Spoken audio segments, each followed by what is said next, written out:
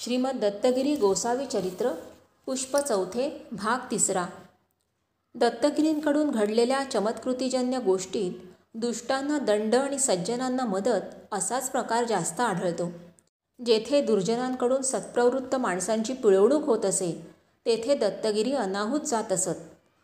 परित्राणाय साधूनाम विनाशाय च दुष्कृताम अशाच हेतूने त्यांचा सर्वत्र संचार चालू असे। श्रीमद दत्तगिरी गोसावी आता बेळगावपासून खाली कारवारपर्यंत सर्वत्र माहिती झालेले होते। त्या भागात कुठेही त्यांचं अचानक आगमन होई। एकदा आसगावजवळी तिरोडे गावात दत्तगिरी तिन्ही सांजा माऊलीच्या देवळात येऊन दाखल झाले। दत्तगिरी आल्याची बातमी कशी पसरे कोणास ठाऊक, पण 10-15 मिनिटात देऊळ भजनकऱ्यांनी भरून गेलं। दत्तगिरी नेहमीप्रमाणे भजनकऱ्यांत मिसळून तल्लीन होऊन नाचू लागले। माऊलीच्या देवळाला 2 पडव्या होत्या। बाबली तिरोडकर व त्यांचा पुतण्या लक्ष्मण तिरोड्याचे मातब्बर गावकरी देवळाचे वहिवाटदार होते। त्या चुलत्या पुतण्यांनी शौकासाठी 2 कलावंतिणी आणून देवळाच्या पडव्यात ठेवल्या होत्या। दत्तगिरींच्या आगमनाचे वेळी ते महाभाग तिथे नव्हते। जरा जास्त रात्र झाल्यावर ते आले आणि दत्तगिरींचं भजन पाहून फारच संतापून ओरडले, अरे ह्या गोसावड्यात आणून काय या खूळ मांडलास? दिवे काढा, भजन एकदम बंद करा, आमका हायसर कोणाची खटखट नको। बाबली आणि लक्ष्मण तिरोडकर गावातली बडी धेंडती, गावातले श्रीमंत ते आणि या घटकेला तर विषयांध झालेले। त्यांच्या दरडावणीने लोकांची स्थिती मोठी केविलवाणी झाली। चुळबुळ पाहून दत्तगिरींनी चौकशी केली तो त्यांना लोकांनी भीतभीतच सारा प्रकार सांगितला। त्यावर दत्तगिरी शांतपणे म्हणाले, आता भजन नको, घरात जाऊन झोपा, गावकारांच्या कर्माचो घडो भरलो। इतक्यात दत्तगिरी लोकांचा डोळा चुकवून निसटले ते 2 मैलांवरील मळेवाडीत आले। मळेवाडीच्या एका निर्जन भागात दादे परब ह्या मराठा गृहस्थाचं शेत होतं। शेतात राख वगैरे खते साठवण्यासाठी एक खोप होती। त्या खोपीत दत्तगिरी भजन करीत बसले। मोठ्या पहाटे दादे परबाच्या 2ही बायका राखण करण्यासाठी त्या खोपीकडे आल्या आणि दत्तगिरींना पाहून चपापल्या। तेवढ्यात लोकही शोध काढीत तेथे आले। 100-500 समुदाय जमला आणि मग भजनाचा एकच कडाका उडाला। शेतात नाचणा उभा होता, तो सर्व जनसागराच्या लाटेने आडवा झाला। तो प्रकार पाहून दत्तगिरी कासावीस झाले व दादेच्या बायकांना गहिवरून म्हणाले, बायांनो, आमच्या येण्यामुळे तुमच्या शेताची नुकसानी झाली, आता कसं करावं? त्यावर भाविक अशराफ अबला उत्तर करतात, महाराजांनो, नुकसानी कसली म्हणतास? महाराजाचे पाय ह्या जाग्याक लागले, महाराजाच्या कृपेन आमका उदंड गावात। दत्तगिरींना त्या बायांचा भाव पाहून कौतुक वाटले। त्यांनी चौकशी केली तो त्यांना समजलं की स्वतः दादे परब व त्याचा करता सवरता मुलगा दैववशात अनावर वेडे बनून त्या बायांना मारझोड करीत, घरात ठरू देत नसत। त्या दोघी सवती खऱ्या, परंतु सख्या बहिणीप्रमाणे वागत, पण घरात हा त्रास, सर्व काही असून नसल्यासारखं, कर्म मागे लागलेलं होतं।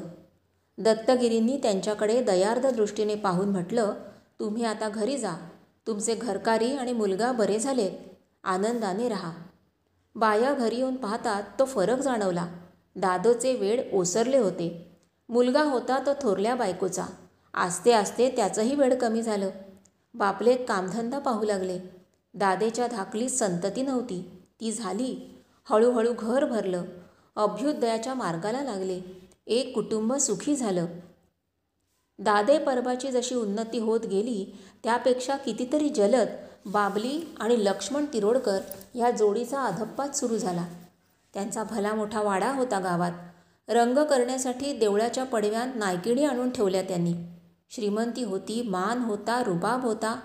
बेफाम होऊन त्यांनी सत्पुरुषाचा आणि भाविक जनतेचा उपमर्द केला आणि त्याच घटकेपासून त्यांच्या घसरगुंडीला सुरुवात झाली। कंत्राटाचा धंदा होता त्यांचा, कमाई चांगली होत असे, नुकसान कसं ते माहीत नव्हतं। पण आता अचानक अशी ठोकर बसली की एकदम होत्याचं नव्हतं झालं। जमीन गेली, वाडा गेला, घरांचं घरटाण झालं, त्याच्यावर तिरडे रुजले आणि ते दोघे गावकरी त्या देवळाच्या पडवीत भडंगासारखे अन्न उकडून खाऊ लागले। अशा ह्या लाचार जिण्यापेक्षा नरकयातना त्या कितीशा वेगळ्या असणार। वरील तिरोडकरांची व दादे परबांची हकीकत श्रीमती अन्नपूर्णाबाई नारायण नाईक यांनी प्रत्यक्ष पाहिलेली व स्वतः लिहून ठेवलेली आहे. अन्नपूर्णाबाईंचं माहेर आजगावी. आत्माराम झिले प्रभू आजगावकर यांची मुलगी. माहेरचं नाव सखू. ती 14 वर्षांची होती. 12व्या वर्षी लग्न झालं, परंतु सासरी काहीतरी बिघडलं आणि तिला माहेरी दवडली. आज 2 वर्ष ती अजाण पोर माहेरी होती. दत्तगिरी आजगावास वारंवार जात असत. निवतीच्या गिरींचे व सर्व खानोलकरांचे गुरु श्री चिदानंद स्वामी बागलकर यांचं जन्मगाव आजगाव हे आपण मागे पाहिलंच आहे. एके दिवशी भर 2 प्रहरी दत्तगिरी सखूचे घरी गेले. मंडळींची जेवणं होऊन गेली होती. घरात बाळंतीण होती. तिच्यासाठी 2 घास भात, आमटी आणि आंबील राखून ठेवली होती. दत्तगिरी सखूच्या चुलत भावास म्हणाले, फार भूक लागली आहे, जेवायला घाल. बाळंतिणीसाठी राखलेलं 2 घास अन्न ते या सत्पुरुषास कसं वाढावं म्हणून संकोचून सखूची काकी का कू करू लागली. तेव्हा दत्तगिरी तिला म्हणाले, असेल ते वाढ, नवीन नको शिजवू.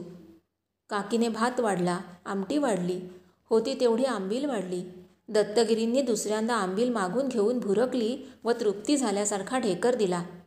इतक्या झोपलेलं तान्हं मूल जागं होऊन रडू लागलं.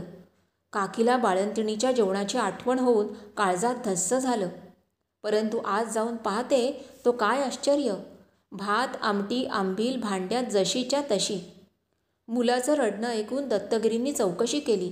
घरात बाळंतीण होती, पण तिची मुलं महिनाभरसुद्धा जगत नसत.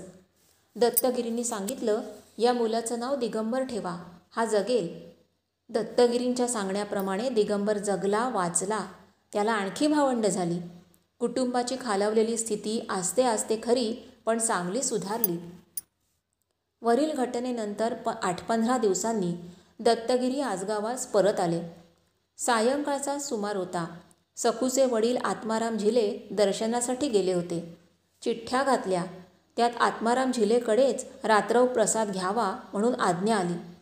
फराळासाठी हरभऱ्याची उसळ खावी असंही ठरलं. निरोप सांगण्यासाठी सखूचे वडील घरी आले तो समजले की बायको विटाळशी. सखू लहान, 14 वर्षांची. सासऱ्याने धमकावून माहेरी पाठवली होती. सायंकाळचं जेवण उरकून केव्हाच निद्रादेवीच्या अधीन झाली होती आणि नेमक्या ह्याच वेळी दत्तगिरी प्रसादासाठी येणार. मोठी पंचाईत झाली. वडिलांनी सखूला जागं केलं. दत्तगिरींनी हरभऱ्याची उसळ खाण्याची इच्छा दाखवली होती, पण उसळीत घालण्यासाठी नारळ शिल्लक नसल्यास रात्रीच्या वेळी झाडावरून काढू नको असेही बजावले होते. पाहतात तो खरंच नारळ नव्हता काढलेला. सखूने नारळाशिवाय उसळ केली व वडिलांबरोबर दत्तगिरींच्या दर्शनासाठी गेली. गर्दी बरीच असल्यामुळे सखू अंग चोरून दूर उभी राहिली.